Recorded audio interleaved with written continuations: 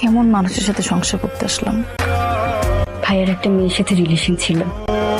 Serene নামের একটা মেয়ে ভাইয়া অনেক ভালোবাসতো। তারপর জেরিনার বিয়ে হয়ে গেছে, তোমার ভাইয়া দেবদাস হয়ে গেছে, তাই না?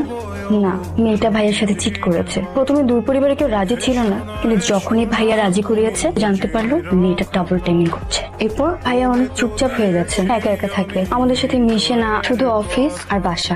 কিন্তু জানো ভাবি, ভাইয়া না এমন ছিল না। তাহলে এটাই কারণ সকাল সকাল সিগারেট না খেলে হয় না।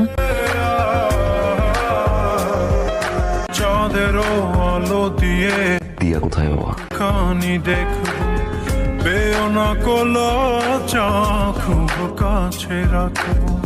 না না এভাবে ভাই পাঠিয়েছে করুণা বারণ লাজটুকু কেড়ে নিলে হবে যে মরণ।